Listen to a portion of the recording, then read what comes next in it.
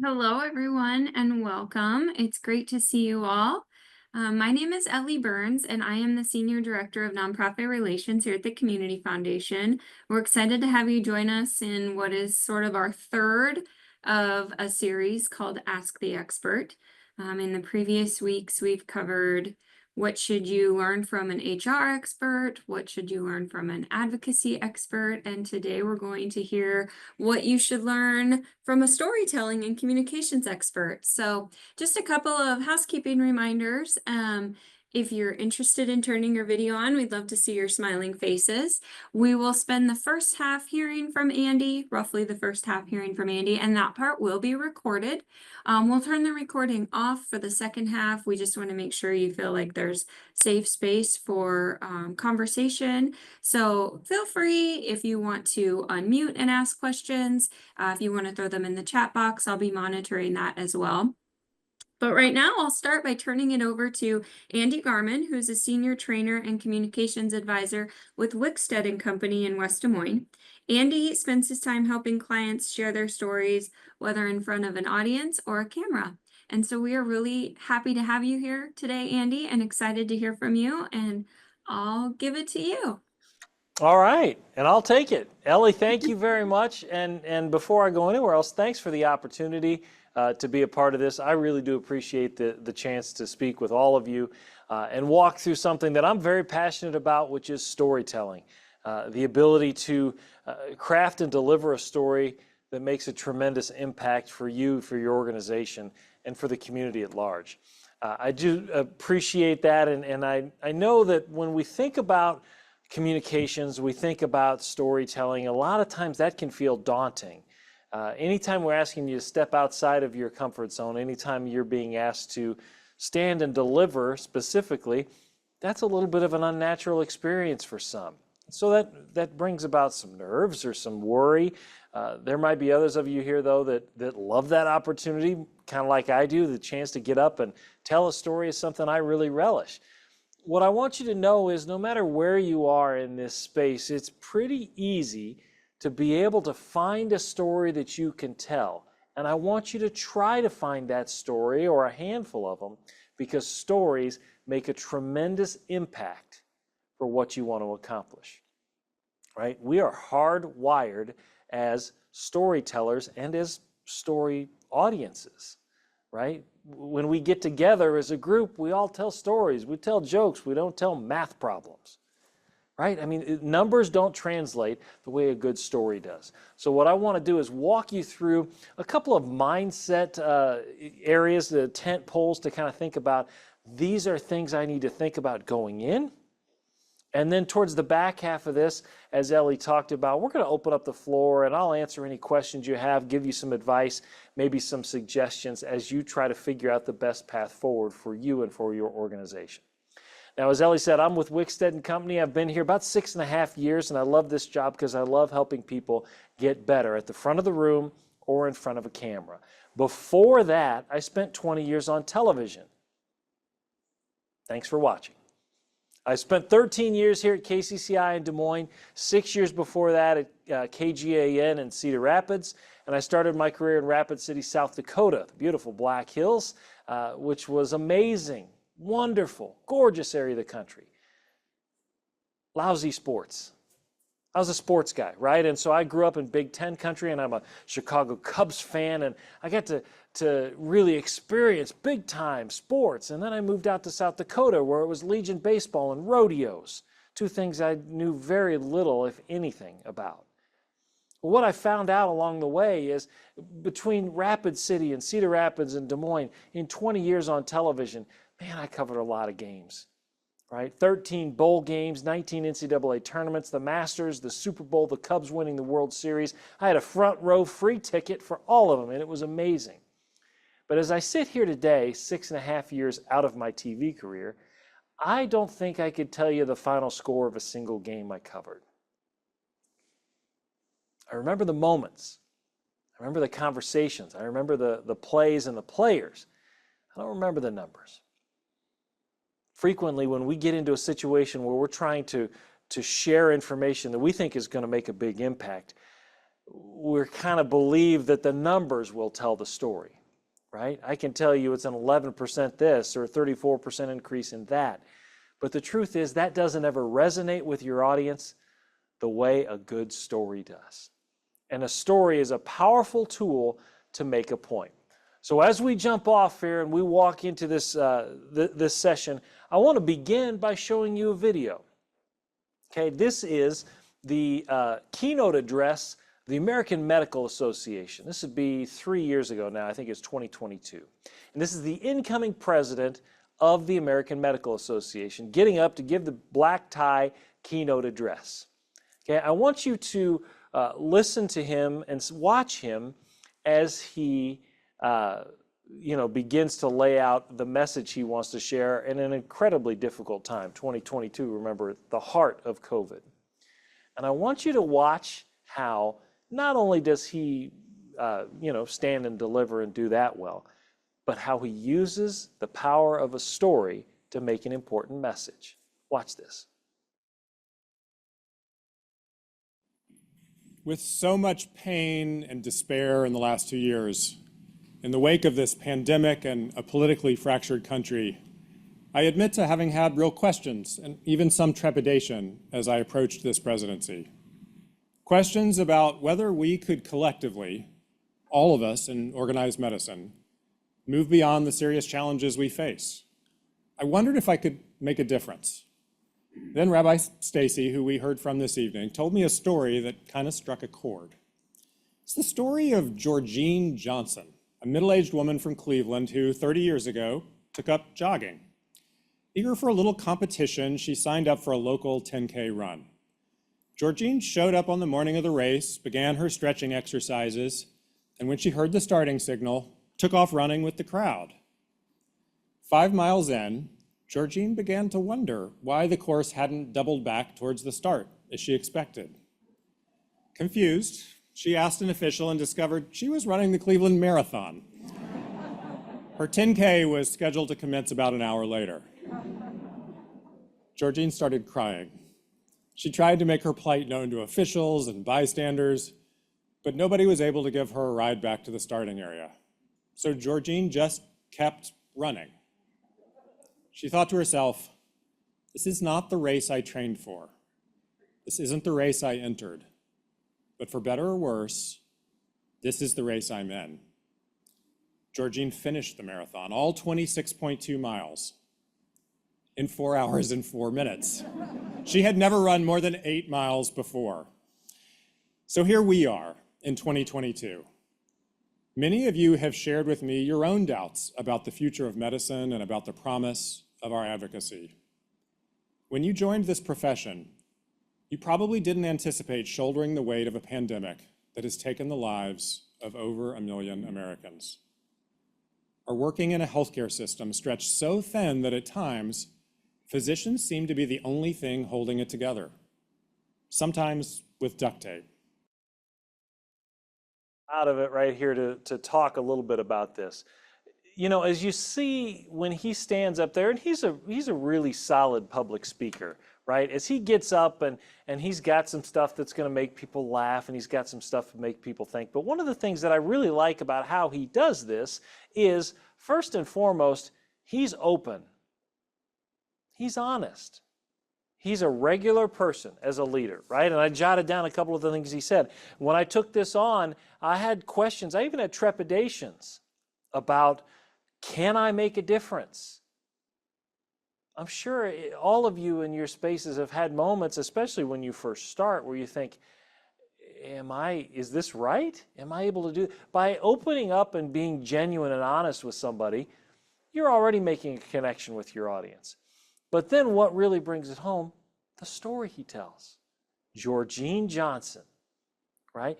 We didn't have to be in Cleveland. We didn't have to be at the marathon. We didn't have to see it happen to experience it, because he tells a story that's got some good detail in it, some good information in it, has a nice finish to it. She finished in 4 hours and 4 minutes. That's great. And then he takes the story to another level by relating it to what he wants to talk about.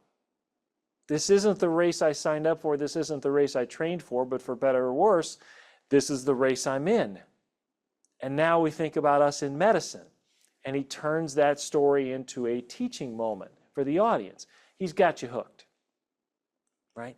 You have the power to do that, and I want to encourage you to do that. We're going to walk through ways to do that coming up. But this is not just me saying this. There's a physiological reaction. We are hardwired to listen and tell stories.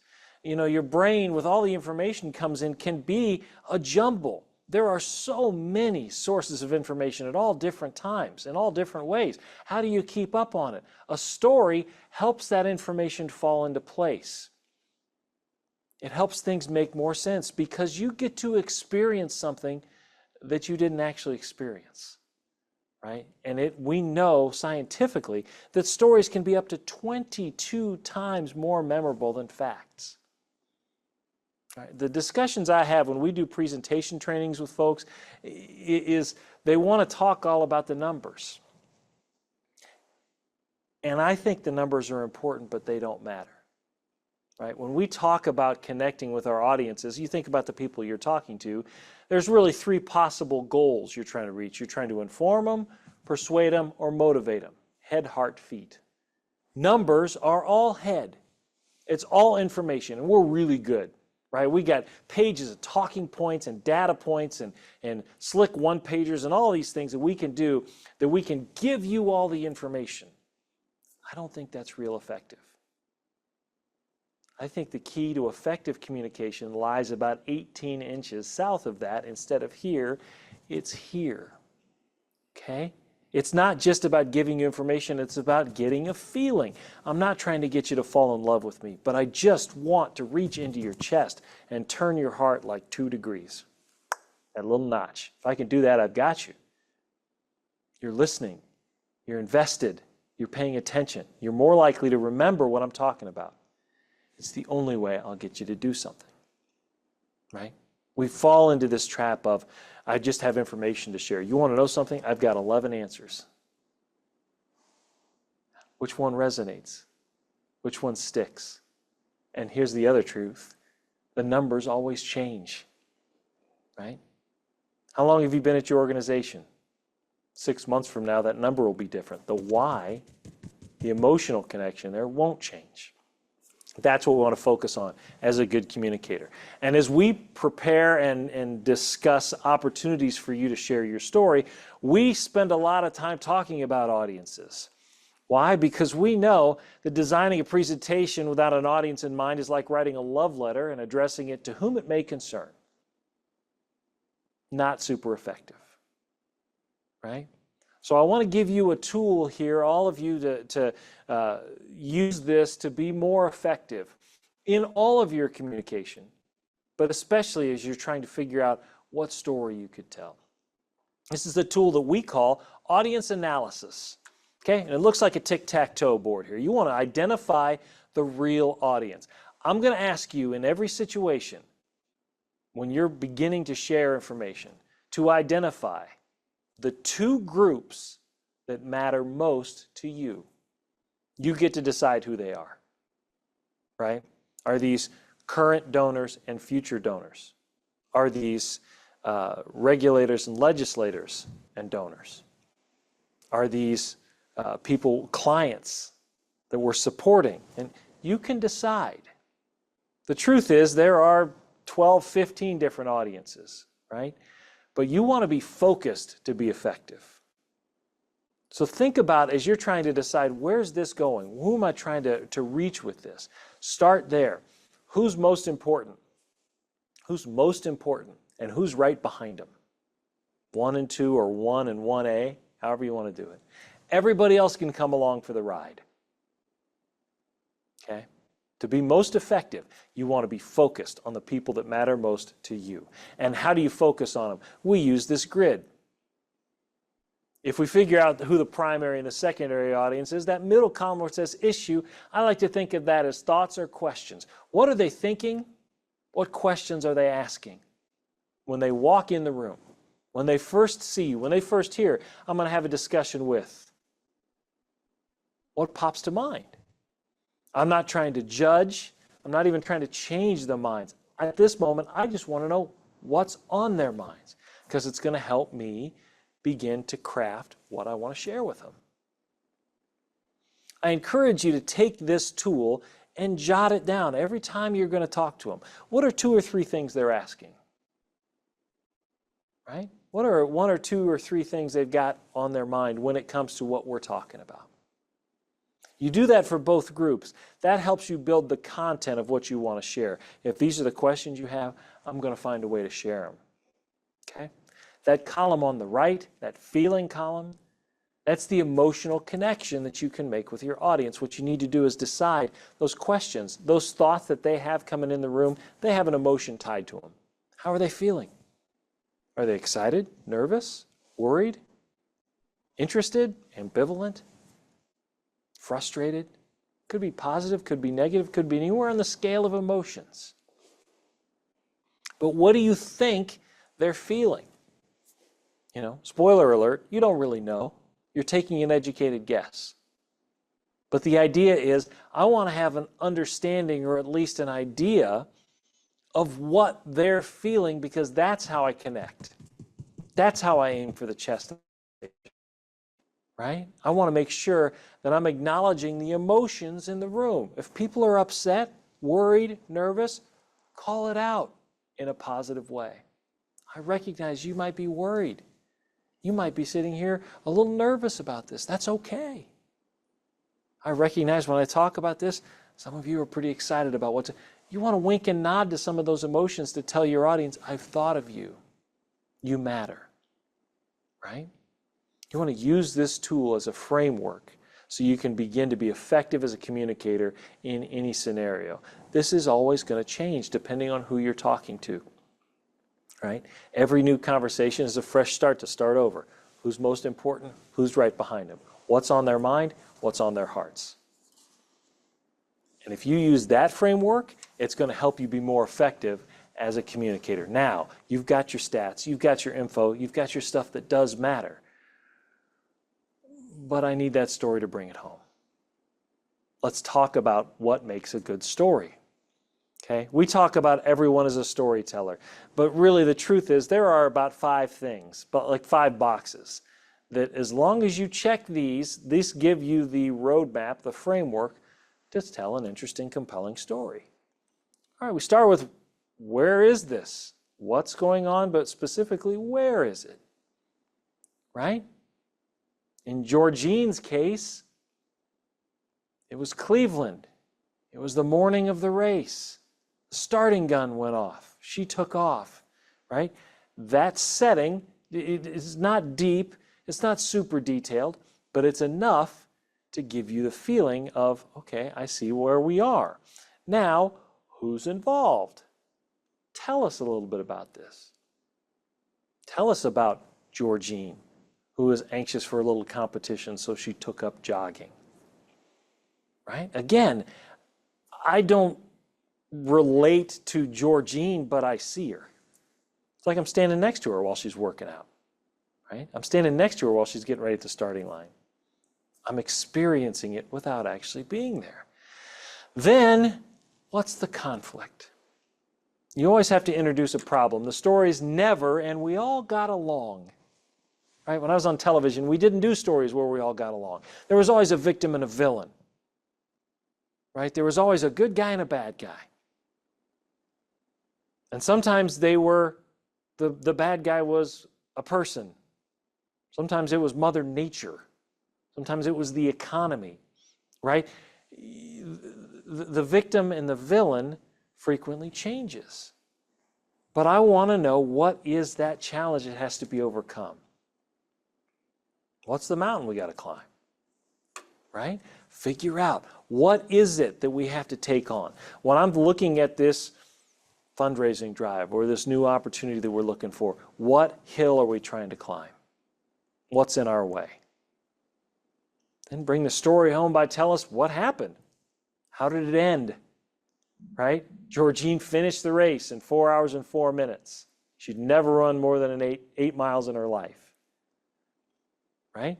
Bring the story home, and then once the story's over, tie it to whatever you're trying to tell people. What is the connection? Right? Don't just tell the Georgine Johnson story and then say, and we got a great dinner, everybody. Thanks for being here. He takes that and turns it into a lesson for the medical audience he's talking to. Right? Take that lesson, that moment, that learning. I'm trying to help you with this. Here's how it relates. Right? Tell that story and lay it out for people so that they fully understand exactly the point you're trying to make. Okay? When I started my career in television in Rapid City, South Dakota, and I should look, anybody on here, we only got half a dozen people bold enough to have their cameras on right now. If you've never been to the Black Hills, I highly encourage you to go. And I don't work for them, right? I don't get a nickel out of this, but I loved my time in the Black Hills. Beautiful, friendly people, a little weird with the sports, that's okay. But I had to go out and learn when I was out there. I had to embrace being a storyteller of stuff I didn't know about, right? I had to figure it out. I was there about 10 days, and I went to the Black Hills Stock Show and Roundup. A huge indoor rodeo. 3 full days of indoor rodeo at the Rushmore Plaza Civic Center, right? That's one of those 7,000-seat brick buildings that they built around World War II all around the country. Vets Auditorium in Des Moines, kind of the same thing, right? Just that big barn brick building. And it's a big deal. They brought in truckloads of dirt and animals and 3 days of indoor rodeo. That place had a stench to it, just going to say. But I go, and okay, I don't have any idea what I'm doing, but I got a camera, and let's go, and I'm going to record. And the first event happens. It's saddle bronc riding, right? Guys riding a horse on the saddle, and the horn in the 8 seconds, and did he go, I have no idea what I'm watching. I'm listening to the crowd cheer or boo, and it's like, Second event, same thing. Third event, bareback riding. I remember that because that's a special kind of crazy. Anybody that climbs on the horse without a saddle, I got questions for them. But they're all invested, and it's my job to tell their story. I have no idea what I'm talking about. I decided I would go back to the station and just find somebody who knew what it was and drag them to a TV and say, help me explain this to people. After the third event, I heard the PA announcer say, we need some volunteers for the poker game. If you want to play the poker game, come down to customer service. I'm going to look real quick. There's anybody look like they've seen the poker game at a rodeo before? I don't know. I had never. It's something, right? So the next event happens, and then they take a break. And I'm doing math in my head, not paying any attention, all right, because I got about 40 minutes till showtime. It's about 15 minutes at the top of the mountain where the station is. I'm kind of thinking through this, and then I hear the PA announcer. Okay, it's time for the poker game. And I look out, and they'd painted 5 chalk circles in the arena. And 5 people walk out. Right? The first guy's a cowboy, right? Of course, it's a rodeo. He's got a big hat, a belt buckle the size of a dinner plate, chaps, boots, like the whole get-up, right? He ambles out there. Guys dressed like that has to amble. He ambles out there. Second guy's a security guard. Guy's wearing a blue nylon jacket. Right? He's been taking tickets and getting people to their seats, and now he's in the arena. Third person is grandma. There's a lady in her 70s who doesn't have a walker but probably needs one because it's not like she's walking on a smooth floor, right? A rodeo floor is all cobbled up. And then they picked 2 people out of the crowd. And everybody went out and picked a circle. Okay? Everybody's standing in their circle, and I hear the cascade of noise. Fingers, hands beating seats, clapping, steering, cheering, screaming, shouting, stomping. It gets jet engine loud inside this building. Okay? Jet engine loud. And over the top of it, the PA announcer says, it's time for the poker game! And it's going crazy in there. And I am absolutely bewildered. And I look down, and they open the gate and let a bull in the ring. And the last person standing in their circle wins $5,000. That's the poker game. Okay, the 2 people they pulled out of the crowd disappeared, right? Penn and Teller never made somebody disappear faster than these 2 people. They were like vapor trails. Boom, they were gone. The bull was not snotting, not spitting, not kicking. He was confused because bulls don't typically get in the arena with people without somebody on their back. But he no more than looks at grandma, and she's out. She steps out. 30 seconds in, it's down to two, the cowboy and the security guard. Cowboy, in his circle, squats down like a catcher in baseball. It's real low, kind of pulls his hat low, just freezes. Other side of the arena is the security guard. He's like the rest of us, right? He's turning an unhealthy shade of gray as the blood drains from his face. He's sweating. He's swaying. He's hyperventilating. I can see the jacket go. And the bull sees him. And the bull starts towards him from the other end of the arena, first kind of slowly, but then picks up pace and is going pretty good and gets right up to him. And the guy thinks, I'll jump him. Because it worked for Bugs Bunny. I don't know. I'll jump him, right? So it go right by. So the bull gets there and he lifts his leg up and the bull gets underneath the guy's leg and launches him into the air. And it's like time stops. It's like the Matrix, right? Where the world just comes to an end for a moment. Every molecule of oxygen left the building because 7,000 people went at the same time. And this guy's hanging in midair, right? And his shoe is coming off. And then time starts again, and gravity wins. Boom! Flat on his back, outside the circle. He got a trip to the hospital. The cowboy got $5,000, and then they said, let's continue the rodeo, everybody. And I thought, my God, what's wrong with people in Rapid City, South Dakota? I had been there 10 days. It's one of the touchstone memories of my life. Of my life. It was 27 years ago. I can still remember how the building smelled. Okay? Here's the thing. Every time you've got to get out, every time you've got to go, every time you've got to do fundraising or outreach or support or advocacy or whatever you're doing, in every situation, you're playing the poker game. There's a bull in the ring. Okay? If you know what you're doing, if you use these tools, if you recognize the situation, you'll come out ahead. That's what the cowboy did, and that's what you'll do. And that is a story that captivates people.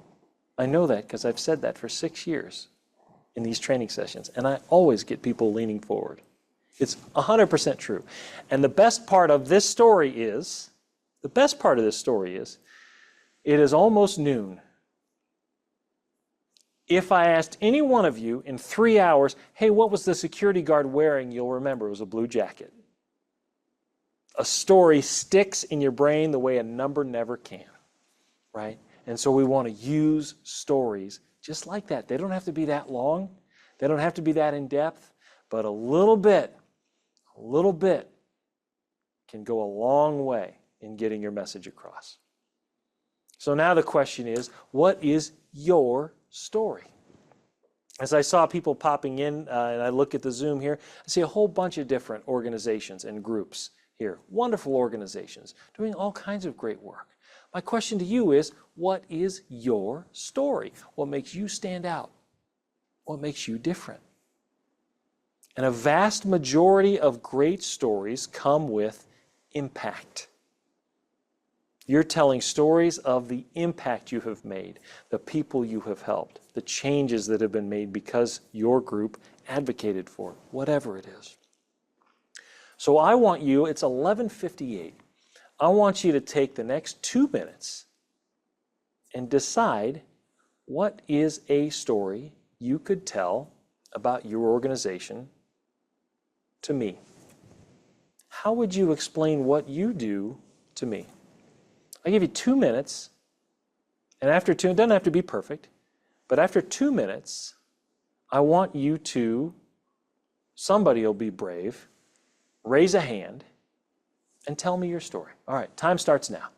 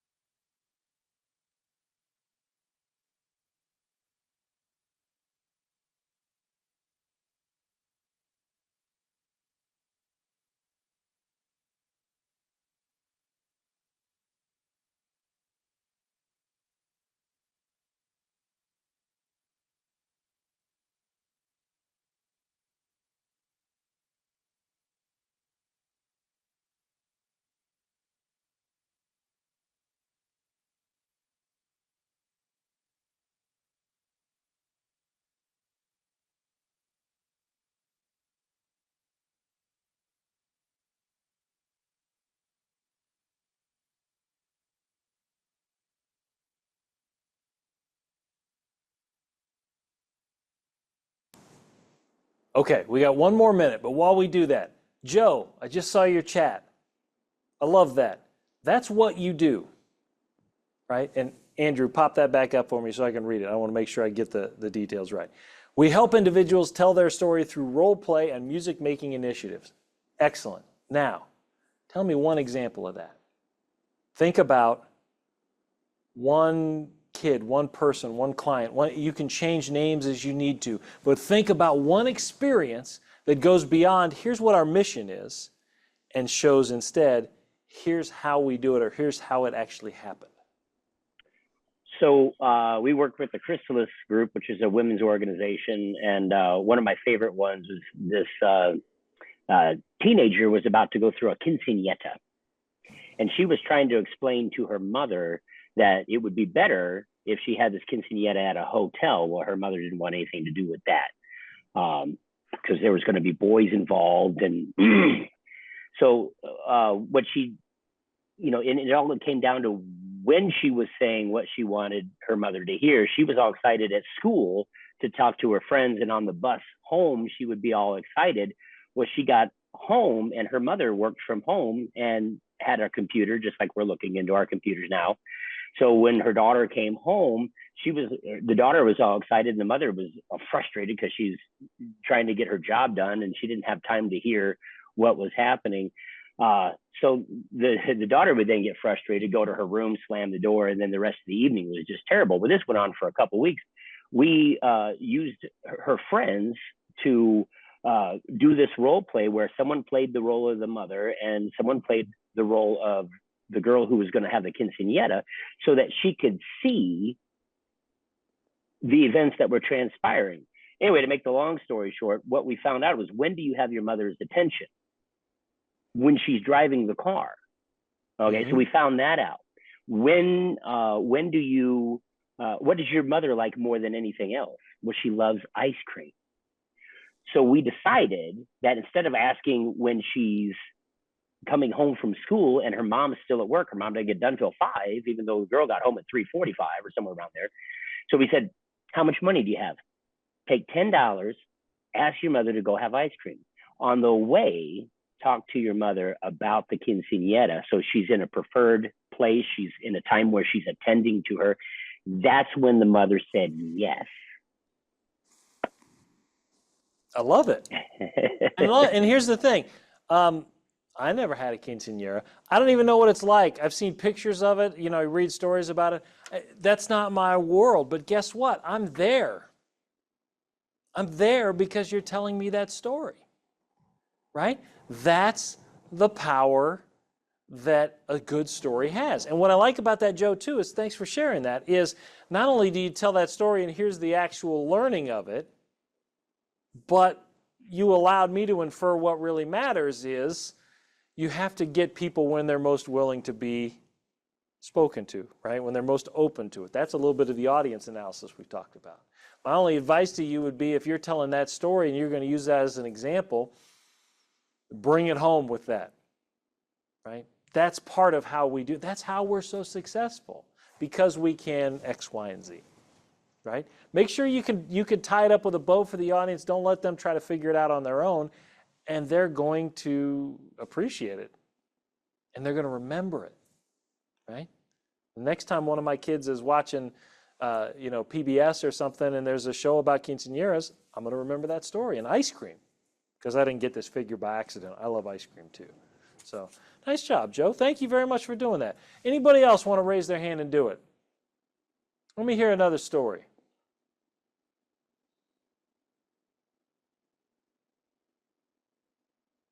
Come on now, don't be shy.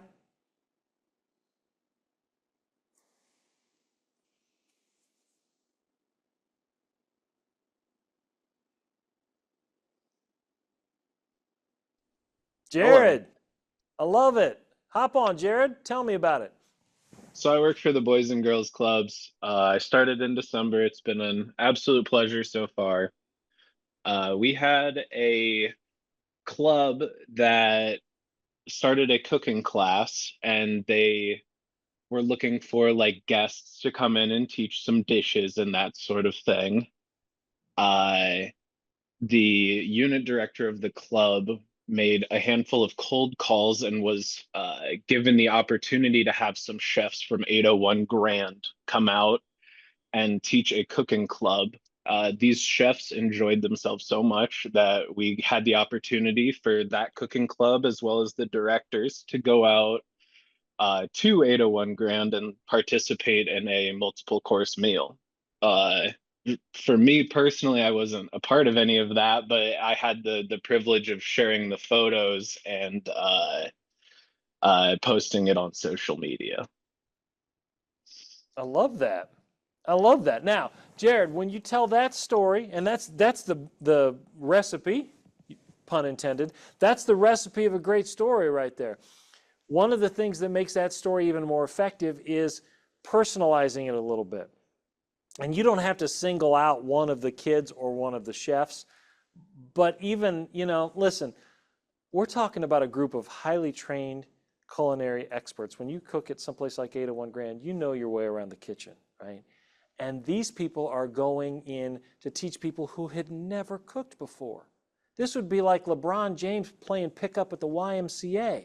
This, you can give a little color and a little like, oh, now I'm seeing it, right? I'm imagining the army of people walking in the white coats and the hats, and the kids sitting around, and like, tell that story. You're hooking people in, and then not only do they do that, the professionals had so much fun. They brought the kids to their jobs, right? And so that extra little layer of detail, of color, of anything like that, doesn't matter that you were there or not there.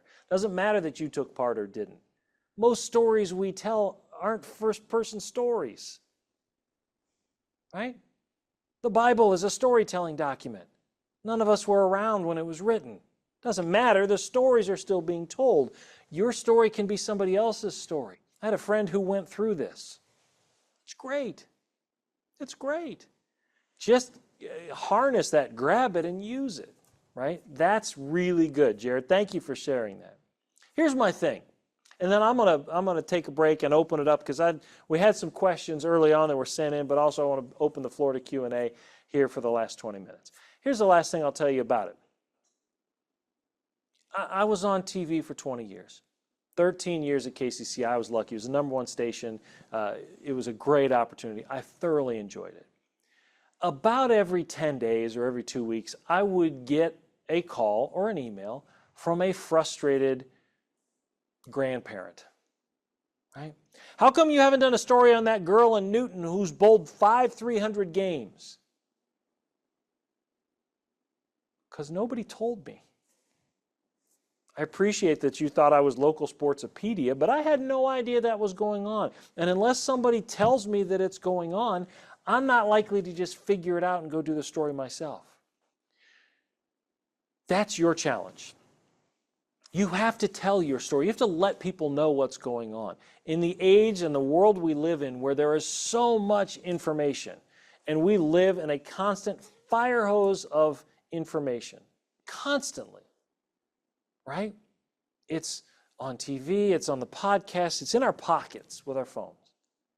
The only way you have a shot at getting your story told is by telling people you got a story to tell them. Okay? You've got to get out there and tell your story. I see one of my friends on here, one of my favorite people, Melissa Clark Wolf's on here. At least she was. And Melissa and her son Jack, great story to tell, right? Jack's good people. Man, Jack is good people. And she's smiling because she knows, yes, he's good people. We don't know Jack's story unless Melissa tells it. And now Jack tells it. We don't know about it. It's your world, right? Melissa, it was your world. It still is. But until you pick up the phone or sit down and send out the email to let people know what's going on, how would we possibly know? We weren't there, right? How big of an impact has it been for you and for your organization, just the fact that you're willing to say, yeah, come talk to us? Yeah, it's been pretty impactful, and I think it's really been impactful for Jack. and given other kids hope, because Jack's still a part of our programs and coaching within our program now, being 25 years old. So it's been great to tell the story and see his progression and not only just for our supporters, but for our families who come in our program. And that's not right, because Jack still should be like 12. I can't believe he's 25 years old. That's insane to me. He's That's how getting I older. feel. The good news is we're not, right, Melissa? We're the same age. Just Exactly, Andy. the kids You're keep exactly growing right. on us. That's exactly right. So I'm glad to see you. Thanks for being on here.